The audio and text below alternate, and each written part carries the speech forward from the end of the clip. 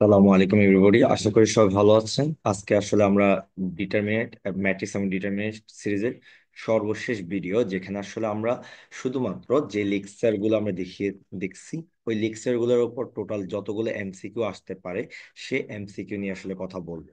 So আমরা প্রথমে যে কনসেপ্ট নিয়ে কথা বলছিলাম, ক্লাসিফিকেশন নিয়ে কথা বলছিলাম। তো ক্লাসিফিকেশন থেকে আমাদের যে ম্যাট্রিক্সের যে এমসিকিউ গুলো আসতে পারে, যেমন এক নম্বর হচ্ছে এরকম যে আপনি যদি জানেন যে সমঘাতী ম্যাট্রিক্স হওয়ার শর্ত, তাহলে এখান থেকে যে টাইপের এমসিকিউ আসবে সেই জিনিসগুলো আপনি পারবেন। সো আমরা যদি জানি যে একটা ম্যাট্রিক্সকে যদি স্কোয়ার করি, মানে দুইবার গুণ করি, তাহলে যদি আবার ওই ম্যাট্রিক্সে পাওয়া যায়, তখন আমরা সেটাকে বলতেছি কি সমঘাতী ম্যাট্রিক্স। তাহলে আপনাকে কোশ্চেনে জিজ্ঞেস করছে সমঘাতী ম্যাট্রিক্সের শর্ত কোনটা।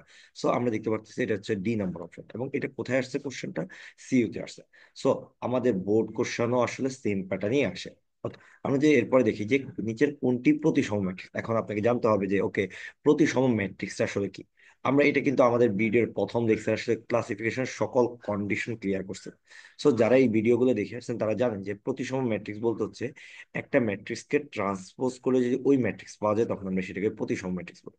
সো এখানে আমরা কন্ডিশন দেখাইছিলাম যে এ আই জে ভুক্তির পজিশন যদি এ জে আই ভুক্তির পজিশনের সমান হয়, তখন আমরা সেটাকে বলতেছি প্রতিসম ম্যাট্রিক্স।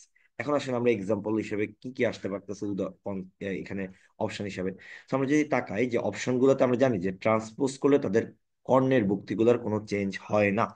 তাহলে আমাদের অপর ভুক্তিগুলোর একটু পজিশন দেখতে হবে। দেখেন তো, আমরা প্রথম অপশনে যদি তাকাই, এটা 1 2 পজিশন আছে, এটা যদি 2 1 এর সমান হয়, হ্যাঁ 2 1 এর সমান, তাহলে কি এটা কি প্রতিসম না? হ্যাঁ, তাহলে আমাদের অপশন এক নম্বরটাই আমাদের অ্যান্সার। বাকিগুলো কেন অপশন না? দেখেন তো, 1 2 পজিশনে হচ্ছে 2 1 এর সমান না, 1 2 পজিশনে 2 1 এর সমান না, বাট কর্ণের অবস্থায় কোনো চেঞ্জ হয় না, বলে আমরা ওইটা চেক করা লাগবে।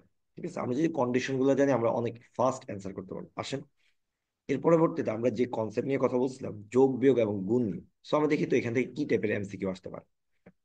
ওকে, আমাদেরকে একটা ম্যাট্রিক্সের অর্ডার বলে দেওয়া আছে। আমরা জানি যোগ করলে দুইটা ম্যাট্রিক্স যদি যোগ করতে হয়, তাদের অর্ডার সেম হইতে হয়, এবং যোগ ফলের অর্ডারও কি সেম হইতে হয়। Okay fine. আর আমরা আরেকটা জিনিস জানি, কোনো ম্যাট্রিক্সকে ট্রান্সপোজ বা ইনভার্স যদি করি, তার অর্ডার চেঞ্জ হয়ে যায়, রো কলাম হয়ে যায়, কলাম হচ্ছে রো হয়ে যায়। ওকে, সো আমাদেরকে এই একটা ম্যাট্রিক্স দেওয়া আছে, তাকে বলছে ট্রান্সপোজ করতে। ট্রান্সপোজ করলে সেটা চেঞ্জ হয়ে যাবে। এটা 4/5 আছে, এটা হয়ে যাবে 5/4। এখন সেটাকে বি ম্যাট্রিক্সের সাথে যোগ করতে বলছে। আমরা জানি দুইটা ম্যাট্রিক্স তখনই যোগ করা যায় যখন হচ্ছে যে কি তার অর্ডার সেম হয়। তাহলে বি ম্যাট্রিক্সের অর্ডার হচ্ছে 5/4। আচ্ছা, আমরা জানি তাহলে যোগ করলে যোগফলের অর্ডার কি হবে? সেমই হবে, 5/4। কার সাথে গুণ করতে বলছে? সি এর সাথে গুণ করতে বলছে। গুণ ফলের ক্রম আমাদেরকে বলে দিচ্ছে, গুণ ফলের ক্রম আমাদেরকে কত বলে দিচ্ছে? 5/2। আমরা জানি এটা হচ্ছে প্রধান কর্ণ বরাবর আমরা হচ্ছে গুণফলের ক্রম বসাই। অলরেডি 5 আছে, তাহলে এখানে 2 বসে দিব। এখন আমরা জানি এখানে যদি 4 হয়, এখানেও 4 হইতে হবে, মুখ্য কর্ণ বরাবর ভুক্তিগুলো সমান হইতে হয়। আমরা গুণের অর্ডার থেকে আমরা ওই যে আমরা গুণের যে নিয়ম ওই অনুসারে যদি আমরা দেখে আসি আমাদের আগের লেকচার গুলো, তাহলে আমরা আসলে এটা ইজিলি ক্যাচ করতে পারবো। সো আমাদের সি এর অর্ডার কত হবে? 4/2। সো এইভাবে আসলে আমরা ইজিলি নির্ণয় করতে পারি। ওকে, অ্যানাদার এমসিকিউ, যে কি বলতেছে, একটা ম্যাট্রিক্স এ এর সাথে আপনি হচ্ছে কি করছেন? বিটা গুণ করছেন। গুণ করে তারপরে সি এর সাথে গুণ করলেন। গুণফলের ক্রম আপনাকে বলে দেওয়া আছে, এবং সি এর ক্রম বলে দেওয়া আছে, এর ক্রম বলে দেওয়া আছে, বলতেছে বি এর ক্রম কত হবে। এখন আমরা যদি দেখি, এর এর ক্রম দেওয়া আছে কিন্তু বি এর ক্রম দেওয়া নাই, বি এর ক্রমটা আমাদেরকে বের করতে বলছে, অথবা তাদের গুণ ফলটা দেওয়া নাই। তো আমরা প্রথমে এ বি নিয়ে কাজ করতে পারবো না। তাহলে আমরা প্রথমে সেকেন্ড অপশন নিয়ে কাজ করি, যে এ বি এর সাথে সি গুণ করলে গুণ ফলের ক্রম আমাকে দেওয়া আছে কত? 3/4। এটা কোন বরাবর বসবে?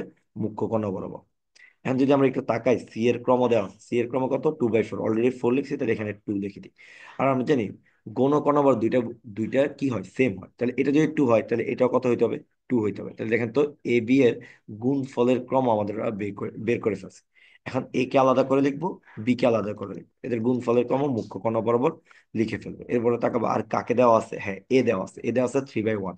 অলরেডি 3 লিখছি, তাহলে এখানে কত লিখবো? 1। আর এটা 1 হইলে এটা কত হবে? 1। সুতরাং বি এর ক্রম হবে কত? 1/2। সো এইভাবে আপনার অ্যাডমিশন বলেন অথবা বোর্ড কোশ্চেন বলেন, যোগ বিয়োগ এবং গুণ থেকে এই টাইপের কোশ্চেন গুলোই আসবে। ওকে, আসেন পরবর্তীতে আমরা দেখি যে আসলে একটা মুখ্য কর্ণ বরাবর যদি না থেকে কোনো একটা ভুক্তি গৌণ কর্ণ বরাবর থাকে 2/2 ম্যাট্রিক্সের জন্য, আর মুখ্য কর্ণের ভুক্তিগুলো যদি 0 হয়, তখন সেটার ক্ষেত্রে যদি আমরা পাওয়ার, জোড় সংখ্যক পাওয়ার যদি জানতে চাই রেজাল্ট কত, বা বেজোড় সংখ্যক পাওয়ারের ক্ষেত্রে রেজাল্টটা কত হয় আমরা যদি জানতে চাই, তাহলে আমরা এটা একটু, এটা ওই টাইপের এমসিকিউ। ওকে, আমরা এর আগে বেসিক কনসেপ্টে এইভাবে বলে আসছিলাম যে এ একটা ম্যাট্রিক্স যদি এরকম হয় যে মুখ্য কর্ণের ভুক্তিগুলো শূন্য, বাকি ভুক্তিগুলো হচ্ছে সমান, এবং তাকে যদি আমরা জোড় সংখ্যক টাইপ যদি করি, তাহলে এদের কর্ণের অবস্থান চেঞ্জ হয়ে যায়। কর্ণের অবস্থান মুখ্য কর্ণ বরাবর এ চলে আসে, বাকিগুলো জিরো হয়। এখানে এটা কতবার গুণ করছে, two to the power N, তাহলে এখানে এ টু দি পাওয়ার এন হবে, এ টু দি পাওয়ার এন। আর যদি এটা বেজোড় সংখ্যক করতাম, বেজোড় সংখ্যক পাওয়ার দিতাম, তখন আমরা জানি যে এটার অবস্থান এ যেখানে আছে ওখানেই থাকবে, জাস্ট তার power two to the power N চলে আসবে। আমরা এটা কেন, এটা আমরা তার আগের ভিডিও সিরিজগুলোতে আমরা দেখে আসছি। ওকে, আপনারা এটা লিক্সারে পেয়ে যাবেন। সো আমরা যদি একটু দেখি, আমাদেরকে এখানে দেওয়া আছে এ এ ইকুয়াল 0 2 2 0, অর্থাৎ মুখ্য কোণ বরাবর জিরো।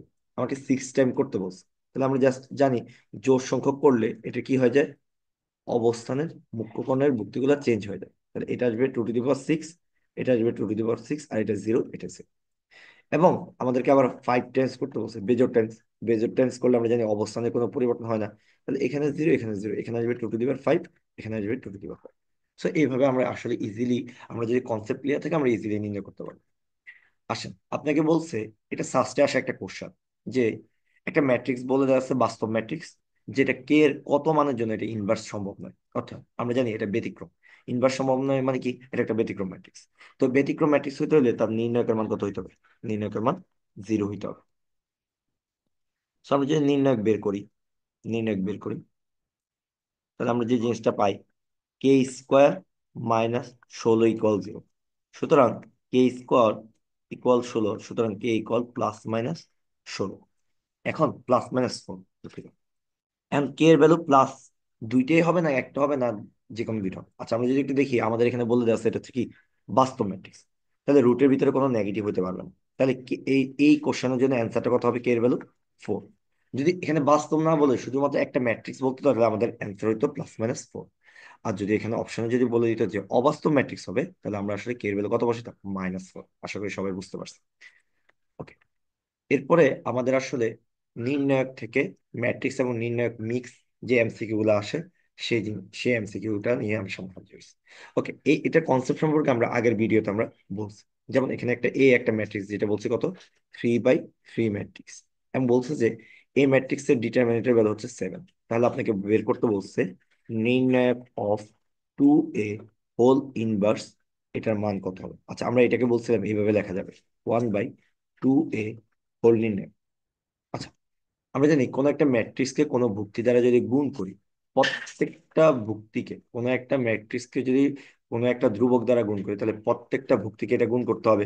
আচ্ছা, প্রত্যেকটা ভুক্তিকে যদি আমরা গুণ করি, তাহলে আমরা প্রত্যেকটা ভুক্তি মানে 3/3, টোটাল 9টা ভুক্তিকে গুণ করতে হবে, মানে হচ্ছে 3টা রো বা 3টা কলামকে আমাকে গুণ করতে হবে। এখন আমি যদি এটাকে নির্ণায়ক বানাই, তাহলে প্রত্যেকটা রো থেকে এক একটা টু আসবে, তাহলে কয়টা রো আসে, 3টা রো, তাহলে কয়টা টু আসবে, 3টা টু আসবে।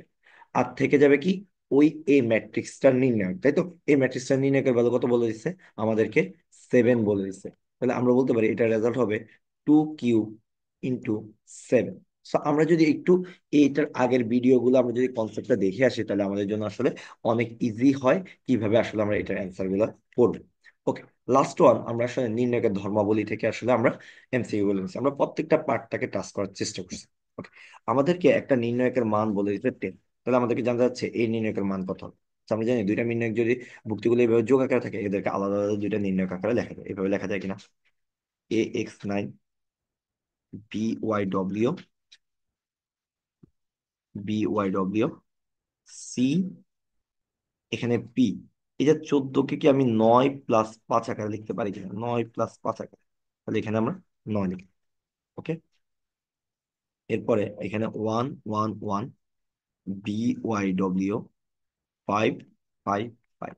আর আমরা জানি কোন নির্ণায়কের দুইটি রো বা কলামের মান যদি একই হয়ে যায়, তাহলে সেটার মান কত হয়ে যায়, 0।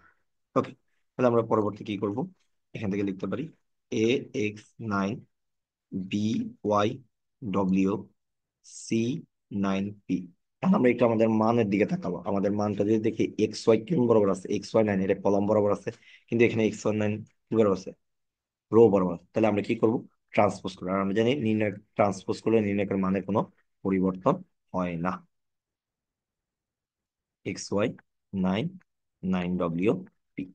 এখন দেখেন তো, এ বি সি আছে মাঝখানে, আর এক্স ওয়াই নাইন আছে একদম প্রথম কলামে। তাহলে আমরা কি করব, একটা কলামের এক্সচেঞ্জ করবো। আর আমরা জানি কলামের এক্সচেঞ্জ করলে চিহ্নের পরিবর্তন, একটা চিহ্নের পরিবর্তন, তাহলে একটা মাইনাস চিহ্ন দেওয়া লাগবে।